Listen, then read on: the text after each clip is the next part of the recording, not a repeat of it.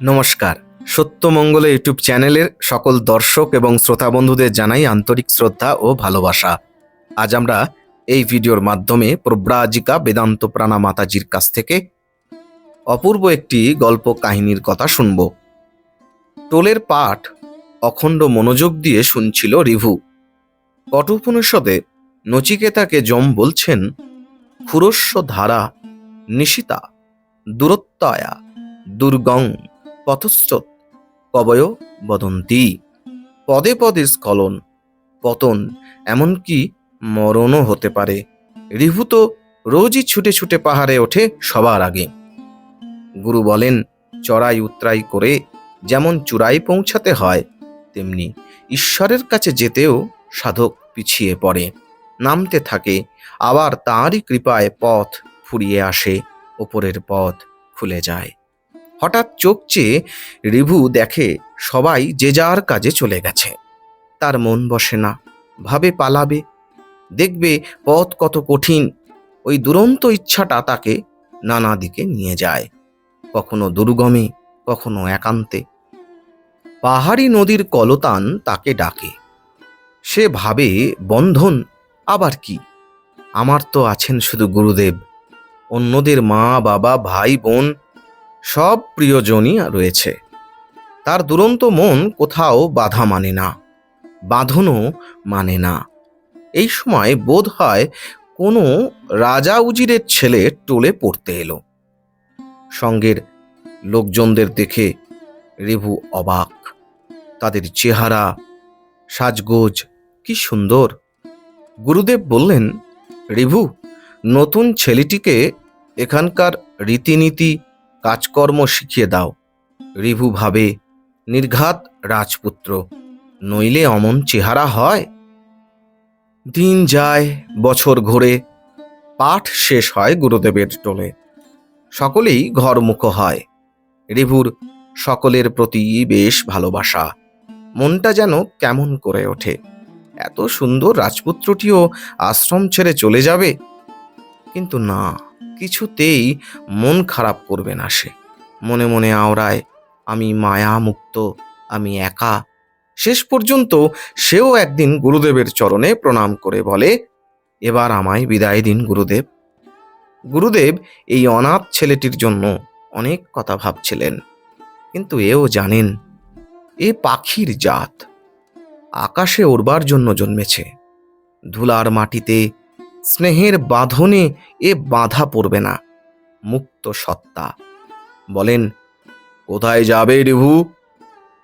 Review হেসে বলে, কেন, গুহাহিত গহ্বরেষ্ঠ যিনি, তাকে পাওয়ার কঠিন ক্ষুরধার পথেই হাঁটব। মনে মনে ভাবে, যে গুহাটায় আশ্রয় নেওয়ার কথা ভেবেছিল সেটা অনেক অনেক দূরে। তারপর আর রিভুর সন্ধান কেউ পায়নি। কোন গুহায়, কোন অরণ্যে যে সে তপস্যা করলো, কিভাবেই বা সিদ্ধি লাভ করলো, কে করবে তার সন্ধান? এদিকে গুহা খুঁজে পাওয়ার পরই তো আরম্ভ হয়েছিল কাণ্ডটা। কেউ জানে না ভাগ্যিস। গুহাটাই উঁকি মারছিল রিভু। ভেতরটা অন্ধকার। হঠাৎ দুটো আলো এগিয়ে আসছে মনে হলো। রিভু বুদ্ধি করে দৌড়ে ওপরে উঠে লক্ষ্য করতে লাগলো, বাপরে, এক মহাসর্প হেলতে দুলতে বের হলো, বোধহয় খাবারের সন্ধানে।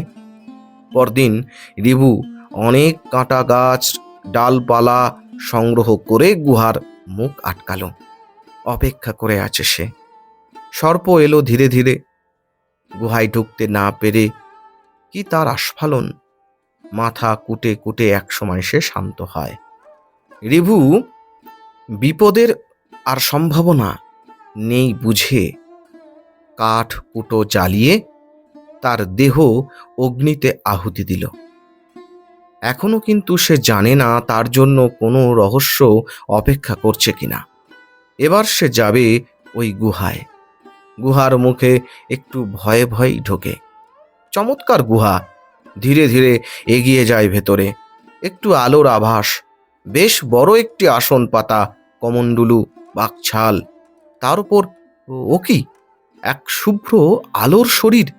শব্দ আসে সেই জ্যোতির মধ্য থেকে। রিভু, তোমারই অপেক্ষায় ছিলাম। তুমি আমার সর্প শরীর থেকে মুক্তি দিলে। আমার এ জন্মের কর্ম শেষ হলো। এখন এই আসন তোমার জন্যই রইল।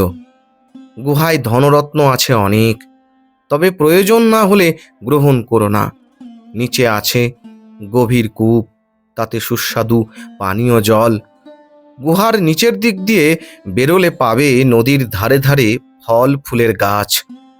জীবন ধারণের জন্য কন্দমূলও পাবে। প্রার্থনা করি তুমি সাধনা করে সিদ্ধ হও। এরপর সেই জ্যোতি গুহা ছেয়ে ফেলল। আলোকিত আত্মার মুক্তি। অনেকক্ষণ বিস্ময়ে হতবাক নিশ্চল হয়ে থাকার পর রিভু ধীরে ধীরে সংবিত ফিরে পেল। অন্ধকার গুহার মধ্যে একটা আলো জ্বালিয়ে নিল। দীপালোকে দেখল শূন্য আসন, ওপরে গুহার ছাদ নিশ্ছিদ্র। ধীরে ধীরে সে কূপ ফল ফুলের সন্ধানে নিচে নামল।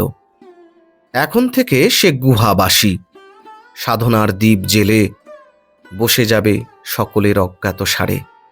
মহাত্মা বলেছেন রিভু সিদ্ধ হবে। রিভু জানে না কোন পথে কখন তা আসবে, কিন্তু আসন তাকে টানছে, সে টান এড়ানো যায় না।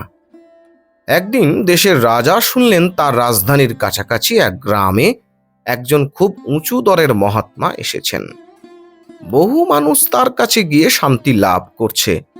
তার বাক্য নাকি অমোঘ। গাছতলায় থাকেন, রাতে ধুনি জ্বালেন, ওই রাতটুকু তার নিজস্ব।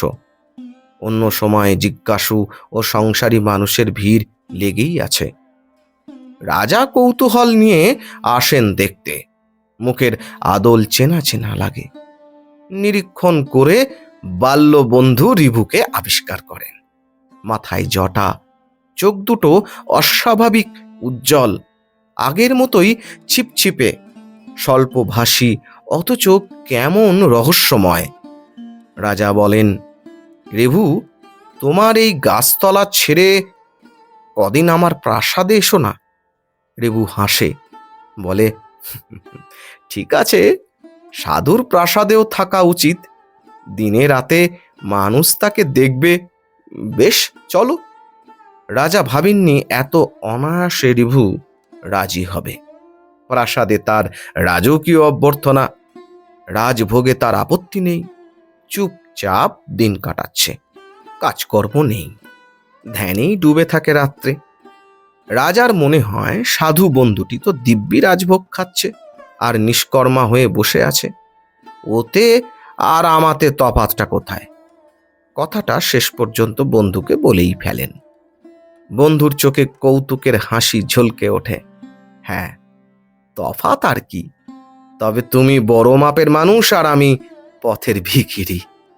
আমার কখনো রাজভোগ মেলে, কখনো শুকনো রুটি জোটে না। চলো না, একটু ঘুরে আসি। যাবে? রাজা বলেন, হ্যাঁ চলো। যেতে যেতে শহর ছাড়ালো। পথ বনের দিকে। রাজা ব্যস্ত হন। দাঁড়াও, আর কত দূর যাবে? সন্ধে ঘনিয়ে আসছে। বনে জঙ্গলে কত বিপদ। তাছাড়া আমি রাজা, এতক্ষণ দেহরক্ষী না নিয়ে তোমার সঙ্গে চলছি। চলো ফিরে যাই। এবার রিভু হাসে। দেখো, আমি নিষ্কর্মা। আমার মনের ওপর কোনো ভার নেই। তোমার মতো রাজভোগের বন্ধনও নেই। আমি তীর্থে যাচ্ছি। রাজা সচকিত। কোন তীর্থে? কেন দক্ষিণ দেশে? কি সর্বনাশ! পায়ে হেঁটে অজানা অরণ্য দিয়ে ওই দূরে যাবে? হ্যাঁ বন্ধু, তোমার সাপদের ভয় আছে, কিন্তু তারা আমার বন্ধু। আমি তো জটাধারী দেহটুকু নই যে ভয় পাবো অজানা পথে হাঁটতে। মাতা, পিতা, ভাই, পুত্র, কোনো বন্ধনই আমায় বাঁধে না। এখনো বুঝতে পারছো না? তোমার রাজভোগ আস্বাদন করেছে যে, সে শুধু বন্ধুত্বের মর্যাদা রক্ষা করতে প্রাসাদে ছিল। যেদিন সত্যি বুঝবে তোমাতে আমাতে তফাৎ নেই, সেদিন এই বিশ্বের পথে একাই বেরিয়ে পড়বে। চলি বন্ধু। রাজা স্তব্ধ। সন্ধ্যার আঁধারে দ্রুত অরণ্যের পথে মিলিয়ে গেল সাধু। তার বৈরাগ্য, বিবেক যেন শুভ্র জ্যোতির মতন তাকে ঘিরে রইল। রাজা মাথা হেঁট করে ফিরে গেলেন প্রাসাদে। জানেন, বন্ধুর কৃপায় তার বিঘ্ন ঘটবে না পথে। রাজমুকুট আর রাজ্য যেন বড় ভার হয়ে হৃদয় মন জুড়ে বসে আছে। কই তিনি তো পারলেন না হঠাৎ সব ছেড়ে অজানা দেশে চলে যেতে। সাধুরা এতই ভারহীন, মায়ামুক্ত, সব বন্ধনের পারে। হঠাৎই বন্ধুর উজ্জ্বল মুখটা ভেসে উঠল। শোনা গেল তার কথা, চিন্তা করো না, একদিন তুমিও বন্ধন মুক্ত হয়ে যাবে। আত্মা চিরমুক্ত, তার বন্ধনটাও মায়া মাত্র। কি অপূর্ব, কি অসাধারণ গল্প কাহিনীর মাধ্যমে একটি চিরন্তন সত্য আমাদের সামনে উদ্ঘাটিত করলেন প্রব্রাজিকা বেদান্ত প্রাণা মাতাজি। সত্যি তো তাই, আত্মা চিরমুক্ত, তার বন্ধনটাও মায়া মাত্র। আশা করি আজকের এই গল্প আপনাদের খুব ভালো লেগেছে। আর সত্যিই যদি ভালো লেগে থাকে তাহলে প্রতিদিনের মতো ভিডিওটিতে একটি লাইক, শেয়ার, কমেন্ট ও চ্যানেলে যারা নতুন এসেছেন তারা চ্যানেলটিকে সাবস্ক্রাইব করে সত্যমঙ্গল ইউটিউব চ্যানেলের পাশে থাকবেন। ধন্যবাদ।